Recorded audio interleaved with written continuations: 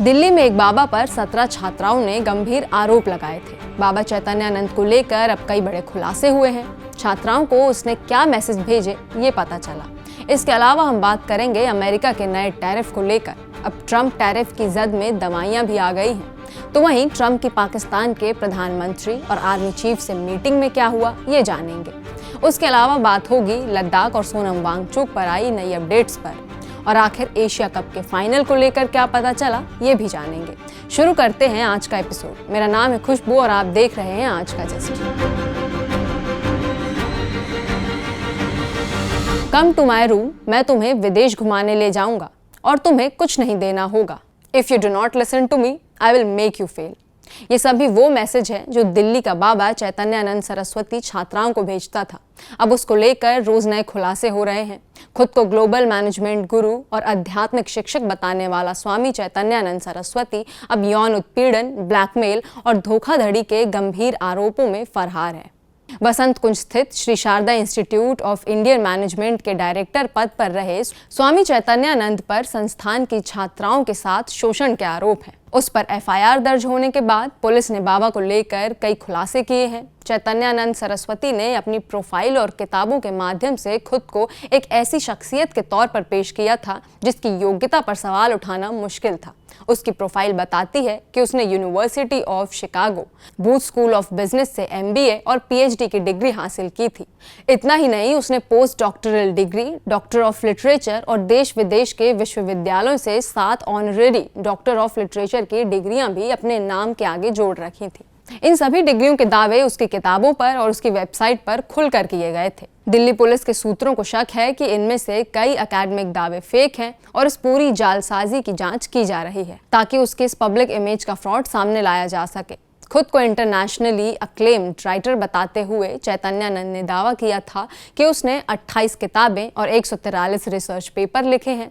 इस झूठे इमारत को और मजबूत करने के लिए उसने अपनी किताबों के कवर पर दुनिया की महानतम शख्सियतों के नामों का सहारा लिया। उसकी एक किताब फॉरगेट क्लासरूम लर्निंग के कवर पर एप्पल कंपनी के संस्थापक स्टीव जॉब्स का नाम छपा है। जॉब्स के हवाले से इसमें लिखा है कि ये किताब मैनेजमेंट की दुनिया के लिए एक अभूतपूर्व मार्गदर्शन मैनुअल है। उसकी एक अन्य किताब ट्रांसफॉर्मिंग पर्सनालिटीज के लेखक परिचय में दावा किया गया है कि पूर्व अमेरिकी राष्ट्रपति बराक ओबामा ने अपने चुनाव कैंपेन के दौरान इस किताब को कई बार रेफर किया था। साथ ही इसमें यह भी लिखा है कि ये किताब 2007 में यूरोप और उत्तरी अमेरिका मार्केट में बेस्ट सेलर रही है। इन सब के अलावा संयुक्त राष्ट्र के पूर्व महासचिव बान की मून का एक प्रशंसा मैसेज भी किताब में शामिल किया गया था। इससे उसकी ग्लोबल इमेज और मजबूत हो सके। ये तो है बात बाबा के फर्जी दावों की। अब उन आरोपों पर भी बात कर लेते हैं जो कॉलेज की छात्राओं ने बाबा पर लगाए हैं। आरोपों की शुरुआत श्री SIIM के उन पोस्ट ग्रेजुएट डिप्लोमा कोर्स कर रही 19 छात्राओं ने सामने आकर यौन उत्पीड़न और ब्लैकमेल की शिकायतें दर्ज कराई थी। पुलिस ने 32 छात्राओं के बयान दर्ज किए हैं, जिसमें से 17 छात्राओं ने आपत्तिजनक भाषा के इस्तेमाल, अनवांटेड फिजिकल टच और ब्लैकमेलिंग की बात कही है। इन्वेस्टिगेटर्स का आरोप है कि चैतन्यानंद ने खासतौर पर इकोनॉमिकली वीकर सेक्शन से स्कॉलरशिप पर पढ़ने वाली और गरीब बैकग्राउंड से आने वाली छात्राओं को निशाना बनाया, जिसका फायदा उठाकर वो उन्हें ब्लैकमेल करता था। उसके उत्पीड़न का तरीका बहुत ही सिस्टमैटिक और धमकी भरा था। वो छात्राओं को देर रात अपने रूम में बुलाता, धमकाता कि अगर उन्होंने उसकी बात नहीं मानी तो वो उनके मार्क्स कम कर देगा या उन्हें एग्जाम में फेल कर देगा। छात्राओं ने पुलिस को उसके भेजे गए आपत्तिजनक व्हाट्सएप और टेक्स्ट मैसेज भी दिखाए हैं, जिनमें लिखा था, कम टू माई रूम, मैं तुम्हें विदेश घुमाने ले जाऊंगा और तुम्हें कुछ नहीं देना होगा। इसके अलावा धमकियों भरे मैसेज में साफ लिखा था, if you do not listen to me, I will make you fail. Police जांच में यह भी सामने आया है कि आरोपी ने अपनी ताकत का इस्तेमाल करते हुए योगा क्लासेस में लगभग 98% अटेंडेंस अनिवार्य कर दी थी। बाबा चैतन्यानंद को लेकर एयरफोर्स के ग्रुप कैप्टन ने बड़े दावे किए हैं। दरअसल बाबा की शिकायत के लिए छात्राओं ने ग्रुप कैप्टन को अप्रोच किया था। ग्रुप कैप्टन के ईमेल में यह भी दावा किया गया था कि जब छात्राओं ने आरोपी के साथ एक निजी विदेश यात्रा पर जाने से मना किया तो उनके मार्क्स काट दिए गए थे और उनके इंटर्नशिप की अवधि भी मनमाने ढंग से बढ़ा दी गई थी। उन्हें आर्थिक तंगी के बावजूद विदेश में इंटर्नशिप पूरी करने के लिए मजबूर किया गया था। ये भी पता चला कि आरोपी अपने मोबाइल फोन पर हॉस्टल और कैंपस के सीसीटीवी कैमरे फीड पर लगातार मॉनिटरिंग रखता था। जिसमें कथित तौर पर वॉशरूम के बाहर लगे कैमरे भी शामिल थे। जैसे ही एफआईआर दर्ज हुई, आरोपी स्वामी चैतन्यानंद फरार हो गया। वो लंदन में था जब पहली शिकायत दर्ज हुई। पुलिस ने उसका अंतिम ठिकाना आगरा के पास ट्रैक किया, लेकिन सूत्रों का कहना है कि वो लगातार अपनी लोकेशन बदल रहा है और पकड़े जाने से बचने के लिए मोबाइल फोन का इस्तेमाल बहुत कम कर रहा है। पुलिस ने उसे देश से भागने से रोकने के लिए लुकआउट सर्कुलर जारी कर दिया है और दिल्ली, हरियाणा, यूपी, राजस्थान, उत्तराखंड और बिहार सहित कई स्टेट्स में उसकी तलाश में जगह जगह रेड कर रही है। इस पूरे अपराध को अंजाम देने में बाबा अकेले नहीं था। दिल्ली पुलिस का आरोप है कि उसकी 3 महिला सहयोगी, हॉस्टल वार्डन और स्टाफ भी अपराध को छिपाने में शामिल थी। उन्होंने छात्राओं को धमकाया और उनके फोन से आपत्तिजनक मैसेज और चैट भी डिलीट करवा दिए। पुलिस ने इन सभी महिलाओं के बयान दर्ज किए हैं और सबूतों की पुष्टि के लिए उनके फोन फॉरेंसिक जांच के लिए भेजे गए हैं। इसके अतिरिक्त आश्रम के सीसीटीवी फुटेज में छेड़छाड़ के प्रमाण मिले हैं। पुलिस ने बाबा की एक कार भी जब्त की है, जिसमें पहचान छुपाने के लिए अलग अलग नामों में मल्टीपल डिप्लोमेटिक नंबर प्लेट लगी थी। पुलिस रिकॉर्ड बताते हैं कि चैतन्यानंद के खिलाफ पहले भी 2009 और 2016 में यौन उत्पीड़न के मामले दर्ज हो चुके थे, जो उसके क्रिमिनल बिहेवियर के एक पैटर्न को दिखाता है। उसने दिल्ली हाई कोर्ट में एंटीसिपेटरी बेल की अर्जी भी दी थी, लेकिन पुलिस के कड़े विरोध के बाद उसे अपनी अर्जी वापस लेनी पड़ी। दूसरी ओर श्री श्रृंगेरी शारदा पीठम प्रशासन ने आरोपी के खिलाफ कठोर कार्रवाई करते हुए उसे डायरेक्टर पद से तत्काल हटा दिया है और उसके साथ सभी संबंध समाप्त करने की घोषणा की है। पीठम ने खुद भी उसके अवैध और अनुचित कृत्यों की शिकायत संबंधित अथॉरिटीज से की है। वर्तमान में पुलिस 5 अलग अलग एफआईआर पर काम कर रही है, जिनमें यौन उत्पीड़न, धोखाधड़ी, जालसाजी और संस्थान के खिलाफ वित्तीय फ्रॉड के आरोप शामिल हैं। इन सब के बावजूद एक हकीकत ये है कि बाबा चैतन्यानंद फिलहाल फरार हैं और पुलिस की गिरफ्त से दूर हैं। पुलिस का मानना है कि बाबा की गिरफ्तारी के बाद कई और अहम खुलासे हो सकते हैं। दूसरी खबर अमेरिका से है। अमेरिका के राष्ट्रपति डोनाल्ड ट्रंप ने गुरुवार को एक बड़ा फैसला लिया। उन्होंने ऐलान किया कि अमेरिका में आयात होने वाली ब्रांडेड और पेटेंट वाली दवाइयों पर 100% आयात शुल्क लगाया जाएगा। उन्होंने साफ कहा कि जो कंपनियां अमेरिका में दवा बनाने के लिए प्लांट नहीं लगाएंगी, उन्हें ये भारी टैक्स देना होगा। ट्रंप ने अपने social media platform truth social पर लिखा, मैं 100% आयात टैक्स लगा रहा हूं। जब तक कंपनियां अमेरिका में अपने प्लांट नहीं बनाएगी, कोई छूट नहीं मिलेगी। ये कदम ट्रंप की उस नीति का हिस्सा है जिसमें वो अमेरिका में घरेलू निर्माण को बढ़ावा देने और विदेशी कंपनियों पर निर्भरता घटाने की कोशिश कर रहे हैं। इस घोषणा के बाद दुनिया भर में चिंता बढ़ गई है। भारत दुनिया के सबसे बड़े दवा निर्यातों में से एक है, लेकिन राहत की बात यह है कि फिलहाल ये टैक्स सिर्फ ब्रांडेड दवाओं पर लगाया गया है। भारत से अमेरिका को जाने वाली दवाइयों का बड़ा हिस्सा जेनेरिक यानी पेटेंट खत्म हो चुकी सस्ती दवाएं हैं। एक्सपर्ट्स के मुताबिक फिलहाल भारतीय जेनेरिक दवाओं पर इसका सीधा असर नहीं पड़ेगा। जियोजित इन्वेस्टमेंट्स के chief investment strategist doctor V K Vijay Kumar ने कहा, भारत जेनेरिक दवाओं का निर्यातक है, इसलिए फिलहाल तुरंत असर की संभावना कम है, लेकिन इस तरह के फैसलों से फार्मा सेक्टर के शेयरों पर भावनात्मक असर पड़ सकता है। आगे चलकर अगर टैक्स जेनेरिक दवाओं तक बढ़ा तो असर गंभीर होगा। वहीं वेल्थ मिल सिक्योरिटीज की इक्विटी स्ट्रैटेजी डायरेक्टर क्रांति बाथनी ने कहा, अभी तक भारत की ज्यादातर सप्लाई जेनेरिक और डिस्क्रिशनरी दवाओं की है, लेकिन अगर कभी ये टैक्स जरूरी दवाओं तक बढ़ा तो लागत बढ़ सकती है और मुनाफा कम हो सकता है। इस घोषणा का असर भारतीय शेयर बाजार में तुरंत दिखा। शुक्रवार को निफ्टी फार्मा इंडेक्स करीब 2% गिर गया और इसके सभी 20 शेयर लाल निशान में आ गए। सन फार्मा, सिप्ला और डॉक्टर रेड्डी जैसे बड़े शेयर शुरुआती कारोबार में लुढ़क गए। बढ़ते हैं अगली खबर की तरफ। ये भी अमेरिका से जुड़ी है। अमेरिकी राष्ट्रपति डोनाल्ड ट्रंप ने गुरुवार को व्हाइट हाउस में पाकिस्तान के प्रधानमंत्री शहबाज शरीफ और सेना प्रमुख फील्ड मार्शल असीम मुनीर से मुलाकात की। ये बैठक ओवल ऑफिस में हुई और मीडिया को बाहर रखा गया। शरीफ का ये पहला ओवल हाउस दौरा था। खास बात ये रही कि 2019 में इमरान खान के बाद किसी पाकिस्तानी प्रधानमंत्री का ये पहला ओवल ऑफिस विजिट था। शरीफ स्थानीय समय अनुसार शाम 5 बजे व्हाइट हाउस पहुंचे। उनके साथ पाकिस्तान के ताकतवर आर्मी चीफ असीम मुनीर भी थे। व्हाइट हाउस के वेस्ट एग्जीक्यूटिव एवेन्यू गेट पर अमेरिकी प्रशासन के वरिष्ठ अधिकारी ने उनका स्वागत किया।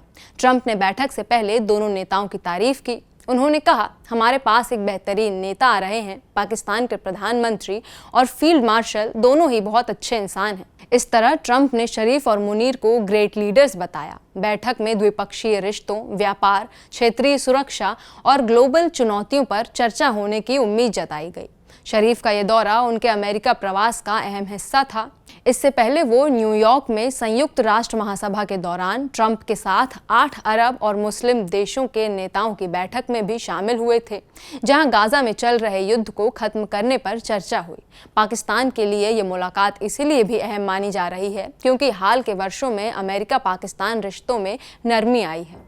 कभी ट्रंप ने पाकिस्तान को आतंकियों का सुरक्षित ठिकाना कहा था, लेकिन अब उन्होंने पाकिस्तानी नेतृत्व के साथ व्यक्तिगत रिश्ते बनाए हैं।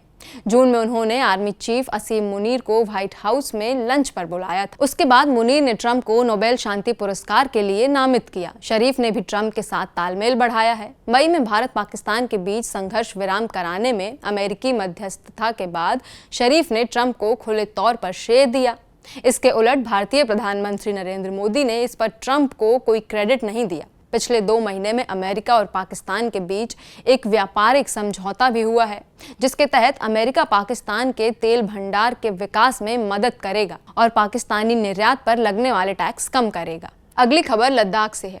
लेह के क्लाइमेट एक्टिविस्ट और स्टेटहुड के लिए लड़ रहे सोनम वांगचुक के लिए हाल ही के दिन काफी मुश्किल भरे रहे हैं। केंद्र सरकार ने उनके NGO students for education and cultural movement of Ladakh यानी सेकमॉल का FCRA लाइसेंस तुरंत प्रभाव से रद्द कर दिया है। वांगचुक ने इसे साफ कह दिया है कि ये एक विच हंट है, मतलब राजनीतिक उत्पीड़न, और इसका मकसद उनके आंदोलन को चुप कराना है। सोनम पिछले महीने तक हंगर स्ट्राइक पर थे और लेह में हिंसा के बाद उन्होंने अपना अनशन खत्म किया। उन्होंने कहा कि हिंसा के अगले ही दिन गृह मंत्रालय ने प्रेस रिलीज जारी कर उन पर हर चीज का दोष ठोक दिया।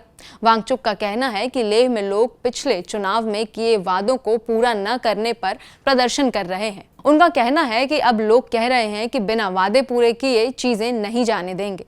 सोनम वांगचुक ने बताया कि लगभग 1.5 महीने पहले उन पर देशद्रोह के आरोप लगे थे और उन पर FIR दर्ज की गई। इसके बाद उनके स्कूल की जमीन जब्त करने का नोटिस आया और CBI और इनकम टैक्स की जांच भी शुरू हो गई। उन्होंने साफ किया कि जो विदेशी फंडिंग का मामला बनाया गया है वो गलत है। उनका कहना है कि 2022 और 2024 में उन्होंने FCRA की जरूरत नहीं ली थी और जो पैसा आया वो उनके ज्ञान और तकनीक साझा करने के बदले में था। उन्होंने बताया कि यूनाइटेड नेशन टीम ने उनके पैसिव सोलर हीटेड बिल्डिंग की तकनीक अफगानिस्तान ले जाने के लिए फीस दी। इसके अलावा स्विस और इटालियन संस्थानों से आर्टिफिशियल ग्लेशियर्स की जानकारी देने के लिए भी उन्हें फीस मिली। वांगचुक ने कहा, ये विदेशी फंडिंग नहीं, ये सिर्फ ज्ञान देने का फीस है। MHA ने कहा कि फिस्कल ईयर 2021-22 में वांगचुक ने सेकमॉल के FCRA खाते में लगभग 3.5 लाख रुपए जमा किए, जो सेक्शन 17 का उल्लंघन था। NGO ने कहा कि ये राशि एक पुरानी बस बेचने से आई थी, जिसे पहले FCRA फंड से खरीदी गई थी। मंत्रालय ने 2020 और 21 में 3 लोगों द्वारा FCRA खाते में लगभग 54,600 रुपए जमा करने का भी हवाला दिया, जो सेक्शन 17 का उल्लंघन था। सेकमॉल ने कहा कि वॉलंटियर्स के खाने पीने और रहने के खर्च के लिए गलत खाते में चला गया था। मंत्रालय ने 2021 और 22 में विदेशियों से 4.9 लाख रुपए मिलने का भी हवाला दिया, जो सेक्शन 12(4) का उल्लंघन था। सेकमॉल ने कहा कि 79,200 रुपए कर्मचारियों की सैलरी से काटे गए और खर्च किए गए, इसलिए कोई अलग लेन देन नहीं हुआ। MHA ने इसे खारिज किया और कहा कि ये राशि कर्मचारियों को नहीं दी गई, इसीलिए इसे अन्य प्राप्तियों के रूप में दिखाना गलत है। सोनम वांगचुक का कहना है कि ये सारे कदम उन्हें निशाना बनाने के लिए उठाए गए हैं। उन्होंने इसे पॉलिटिकल विच हंट बताया और कहा कि सारी जिम्मेदारी उन पर डाल दी गई। उनका कहना है कि उनका आंदोलन लेह के लोगों के हित और राज्य का दर्जा पाने के लिए है और ये FCRA का मामला सिर्फ बहाना है। और जिस वक्त मैं आपको एक खबर बता रही हूँ, उस वक्त सोनम वांगचुक को NSA यानी नेशनल सिक्योरिटी एक्ट के तहत अरेस्ट कर लिया गया है। और अब आखिरी खबर क्रिकेट से जुड़ी है। इस रविवार 28 सितंबर 2025 को एशिया कप का फाइनल मैच इतिहास रचने जा रहा है। 41 साल के एशिया कप के इतिहास में पहली बार टीम इंडिया और पाकिस्तान आमने सामने होंगी। भारत ने अब तक 8 बार इस टूर्नामेंट की ट्रॉफी जीती है और ये रिकॉर्ड है। वहीं पाकिस्तान केवल 2 बार विजेता रहा है। इस मैच का महत्व सिर्फ ट्रॉफी जीतने तक सीमित नहीं है, इसमें करोड़ों फैंस की भावनाएं दांव पर हैं। ये कोई आम मैच नहीं है, टीम इंडिया और पाकिस्तान के बीच इस मुकाबले में पिछले कुछ दिनों की चर्चाओं और विवादों का असर भी दिखा। बीसीसीआई ने हाल ही में आईसीसी में शिकायत दर्ज करवाई थी कि पाकिस्तान के खिलाड़ी हारिस राउफ और साहिबजादा फरहान ने भारत के खिलाफ मैच में विवादित इशारे किए, जैसे गन सैल्यूट और फॉलिंग प्लेन। इसके अलावा मैच के बाद होने वाले लंबे समय से चल रहे हैंडशेक की परंपरा को इस टूर्नामेंट में 2 बार छोड़ दिया गया। सूर्य कुमार यादव ने कहा कि ये कदम उन्होंने उस समय लिया जब उन्होंने पहलगाम आतंकी हमले के पीड़ितों के परिवारों के प्रति संवेदनशीलता दिखाई। सोशल मीडिया पर कई वीडियो वायरल हुए जिनमें दिखाया गया कि पाकिस्तानी खिलाड़ी भारतीय खिलाड़ियों से मिलने ग्रीन रूम तक आए, लेकिन भारतीय खिलाड़ियों ने दरवाजा बंद कर दिया। पाकिस्तान के लिए स्थिति भी आसान नहीं है। उनके नाम सिर्फ 2 एशिया कप जीत हैं और इस ऐतिहासिक फाइनल में भारत को हराना उनके लिए गर्व का पल होगा। ये सिर्फ ट्रॉफी की जीत नहीं होगी, बल्कि ये साबित करने का मौका होगा कि वो अपने सबसे बड़े प्रतिद्वंदी के सामने खड़े हो सकते हैं। लेकिन पाकिस्तान के खिलाड़ियों के खिलाफ उनके विवादित जश्न और धमकाने की घटनाओं ने टीम की छवि को भी नुकसान पहुंचाया है। फाइनल में अतिरिक्त दबाव भी है। सिर्फ ट्रॉफी नहीं, बल्कि क्रिकेट की प्रतिष्ठा भी दांव पर है। भारत या पाकिस्तान जो भी जीतेगा उसके लिए ये सिर्फ जीत नहीं होगी, बल्कि ये सम्मान और प्रतिष्ठा का मामला भी होगा। पूर्व पाकिस्तानी तेज गेंदबाज शोएब अख्तर ने अपनी टीम को फाइनल में डर रहित क्रिकेट खेलने की सलाह दी है। उन्होंने कहा कि भारत की ऑरा पर ध्यान देने के बजाय गेंदबाजी और दबाव बनाने पर ध्यान दे। अख्तर ने कहा कि पाकिस्तान के पास शीर्ष स्तर के गेंदबाज हैं, जैसे शाहीन शाह, अफरीदी और हारिस राउफ, जो किसी भी बल्लेबाजी लाइनअप को चुनौती दे सकते हैं। उन्होंने कहा कि अगर पाकिस्तान आत्मविश्वास के साथ हमला करता है तो भारत को हर रन के लिए मेहनत करनी पड़ेगी और उनके मोमेंटम को बाधित किया जा सकता है। ये थी आज की बड़ी खबरें। आज का जस्ट के इस एपिसोड में बस इतना ही। बने रहिए हमारे साथ।